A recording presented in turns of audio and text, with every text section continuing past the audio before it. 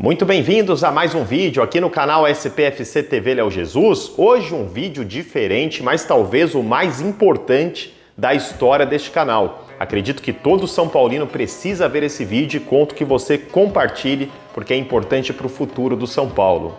O que fez, meus amigos, o São Paulo sair do topo e ir para o abismo? Outrora o soberano, agora um paciente, tão sofrido, tão doente. O que fizeram com São Paulo? Para diagnosticar isso, eu resolvi fazer aquilo que eu vou chamar aqui no vídeo de 7 pecados capitais, ou 7 erros grotescos que levaram o São Paulo até o que está hoje. Na vida eu acredito que não se sai daqui para cá sem nada ter acontecido. Raríssimas exceções alguém sai do poço ao topo. Raríssimas. A normalidade diz que não. Assim como também você não cai do topo para o abismo a um acaso. Raríssimas situações sim. Mas não estamos falando de exceção e vamos falar de regra. Então, a partir de agora, o que eu vou chamar aqui, os 7 pecados capitais que levaram o São Paulo ao abismo. O desrespeito ao estatuto e o terceiro mandato de Juvenal Juvencio. Assusta um pouquinho porque a gente lembra muito de uma coisa que está acontecendo atualmente, mas a gente vai chegar lá. A origem de tudo isso do São Paulo estava maravilhoso, tudo era festa no São Paulo. São Paulo vinha de uma década de 90, onde foi certamente o principal clube do futebol brasileiro, 2 conquistas de mundiais, Libertadores, tantos títulos, e a década de 2000 também espetacular. O São Paulo volta a ganhar o Mundial de Clubes, se tornando o único time brasileiro a ter 3 mundiais, na ocasião também o único time brasileiro a ter 3 Libertadores, depois disso de quebra ganha 3 campeonatos brasileiros seguidos, se tornando também o único campeão histórico 3 vezes seguidas de campeonato brasileiro. A partir daí, tudo tende a melhorar. O São Paulo domina o futebol brasileiro, as finanças estão em dia, os patrocinadores se atraem e o São Paulo não aproveita. Muito pelo contrário, as pessoas que lá estavam param de se preocupar com o clube. E o senhor Juvenal Juvencio, um ex-presidente do São Paulo, que respeito bastante, que tem uma história bonita no São Paulo, mas é a origem do fracasso do São Paulo. Os interesses pessoais, a questão do poder, de querer ficar mais no poder, é a origem que fez o São Paulo ir ladeira abaixo. No ano de 2011, Juvenal Juvencio fazia o seu 2º mandato. Na época era possível reeleição no São Paulo uma única vez. Juvenal Juvencio muda todo o Estatuto do São Paulo, coloca em votação, na época acusado como golpe, tinha brechas legais para isso, depois a justiça disse que não tinha nada de legal, mas de qualquer maneira, moralmente, feriu o Estatuto do São Paulo e fez o seu 3º mandato. Aqui começa um grupo político, onde começa a se preocupar a estar em evidência, estar no poder, permanecer no São Paulo, barrar a oportunidade de oposição se criar dentro do clube. Isso não acontece. Juvenal Juvencio, com mão forte, se torna pela 3ª vez presidente do São Paulo e de quebra tem um 3º mandato horrível. O São Paulo, que outrora pensava bem na hora de contratar, começou a contratar de qualquer maneira. O 3º mandato de Juvenal parece um castigo dos deuses do futebol por uma coisa que não era permitido e ele, através de brechas do estatuto, faz e começa e inaugura oficialmente neste momento, pelo desrespeito à norma. Será um castigo divino? O primeiro pecado capital do São Paulo foi o poder a todo custo. A soberba São Paulina. O 2º pecado capital do São Paulo foi a soberba. O São Paulo, naquele cenário de vitorioso, começou a entender que ninguém o alcançaria. Nesta época também surge o apelido de soberano, o que eu acho maravilhoso para a torcida. O torcedor tem que realmente curtir esse tipo de apelido, brincar, tirar sarro, isso é o futebol. Só que o soberano trouxe um grande problema para o São Paulo. O soberano não ficou nas vozes das arquibancadas, o soberano ele foi para a mente dos diretores do São Paulo, que realmente acreditaram que o São Paulo era imbatível, que o São Paulo jamais seria ultrapassado, tanto em glórias quanto em estruturas, um São Paulo que sempre foi pioneiro de novas ideias. Então, a partir de agora, não se precisa de novas ideias, uma vez que nossas ideias são inalcançáveis. A gente já tem o DM do São Paulo, o Refis do São Paulo, que é referência mundial. Nesta época, jogadores do mundo inteiro vinham se tratar no São Paulo por ser totalmente evoluído e à frente do tempo de todos. O soberano entrou na mente e o São Paulo entendeu que os aparelhos não precisavam de uma atenção. Que o Refis, por uma passe de mágica, jamais seria ultrapassado. O tempo não iria corroer tudo que o São Paulo conquistou. Na vida, quando a gente entende que tudo está pronto, que não se precisa evoluir em nada, que nós já chegamos em um topo impossível de ser escorregado, é onde a gente vai parar na lona. O caminho comum, o caminho natural da soberba é o chão. Isso para a vida, isso para qualquer instituição, e isso foi para o São Paulo. O problema não foi o soberano, o problema foi o soberano ir para a mente arrogante de alguns dirigentes do São Paulo. Lembra do exemplo da banana do Aidar? Falando que o Palmeiras se apequenou? Este é um capítulo clássico e triste da história do São Paulo, a soberba. Terceiro pecado do São Paulo são, até hoje, não dá para falar que foi, as contratações mal feitas do São Paulo. Outrora o São Paulo trabalhava bem, no verdadeiro e bom e barato. Um scout que funcionava, um scout que buscou no Goiás a base do seu time tricampeão mundial. O São Paulo começou a perder essa força. Os jogadores já não tinham mais atração de vir para o São Paulo, já que não era um clube tão moderno, já que era um clube que administrativamente não conseguia mais honrar os seus compromissos. Salários atrasados, notícias de polícia na gestão de Carlos Miguel Aidar começaram a se confundir com a imagem do São Paulo, outrora tão desejado por tantos. Os jogadores não queriam mais vir para o São Paulo com tanta vontade como queriam antes.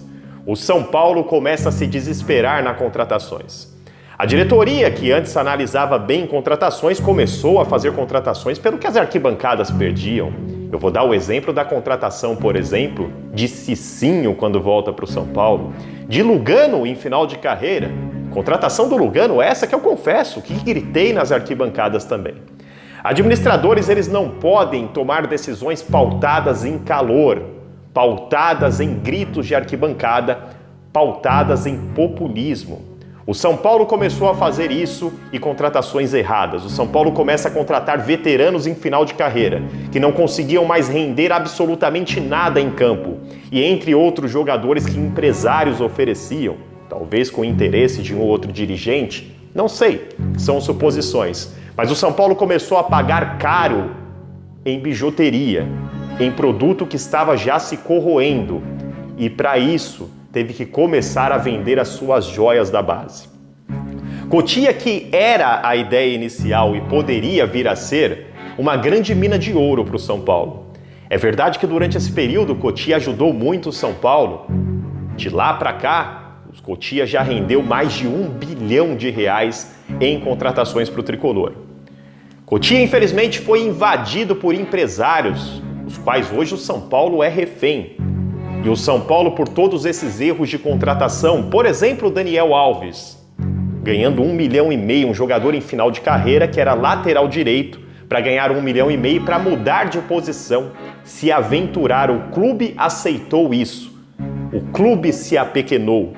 Aquilo que o Carlos Miguel Aidar falou do Palmeiras, o São Paulo e suas gestões atuais, as últimas e a atual, é reflexo disso. Um clube que se apequenou, um clube que deixa um jogador como Daniel Alves mandar e desmandar enquanto esteve aqui e ainda sai pela porta dos fundos com o clube tendo que pagar horrores para ele. E aí o São Paulo precisa vender as verdadeiras joias. Você pode chamá-las de David Neres, você pode chamá-las de Antony, você pode chamá-las de Militão, de Luiz Araújo, para poder pagar produto corrosivo ou bijuteria, que você pode chamar, por exemplo, de Daniel Alves, de Marquinhos Calazans. O que falar de Orejuela? 50% deste lateral por R$13 milhões. Pablo, Vitor Bueno, são contratações que o São Paulo praticou que explicam muito dessa dívida de 700 milhões. David Neres teve que ir embora, sem jogar nem 5 jogos pelo time profissional do São Paulo, por um valor que não dá nem 10% ou 20% do que valeria o jogador. Antony teve que sair às pressas também pelo mesmo motivo, para pagar conta de incompetência, de administração mal feita e de contratações inexplicáveis. Desvalorização da marca São Paulo Futebol Clube. Inacreditável o São Paulo Futebol Clube, que foi o pioneiro, vou dar o primeiro exemplo. O que trouxe o sócio torcedor para o Brasil foi o seu time, São Paulino, foi o São Paulo Futebol Clube. No entanto, pegando os números aqui até a gravação deste vídeo, o São Paulo hoje é o 12º colocado, com 43.225 sócios torcedores. É isso mesmo, com todo o respeito aqui que vou citar, o São Paulo tem menos sócios torcedores do que, por exemplo, o Bahia. O que se explica isso, além de mal administração do produto? Além de mal administração da marca? Se o São Paulo é a 3ª maior torcida, o lugar obrigatório que o São Paulo deveria estar, no mínimo, para falar que o trabalho é ok, em sócios torcedores, seria na 3ª posição. Só que o São Paulo, repito, é o 12º colocado. Uma marca mal explorada e uma marca mal representada nas negociações. Outro número interessante, Premiere da Globo, da gravação da temporada atual deste vídeo, 2022. Vamos aos números aqui que eu anotei também. O São Paulo recebe 36 milhões de reais do Grupo Globo. Aceitaram assinar esse contrato, enquanto o primeiro colocado, Flamengo, o São Paulo é o 3º, tá? Recebe 160 milhões. Dá para aceitar isso? Quem assinou com a caneta esse contrato? Por que assinou esse contrato? Não questionou o valor aos concorrentes? O São Paulo aceita o que dão? Pode ter uma explicação. Quando você deve, você se negocia menos. O São Paulo tem praticado aos últimos anos aí também muitas antecipações de cotas do Grupo Globo. Então, como que você vai chorar para quem você deve?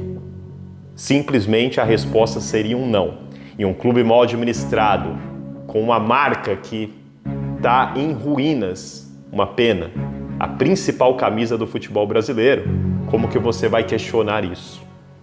Então, desvalorização absurda da marca. O São Paulo não faz mais excursões para a Europa.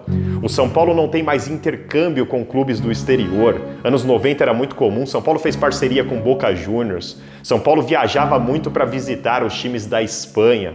A marca São Paulo era colocada a todo momento lá fora.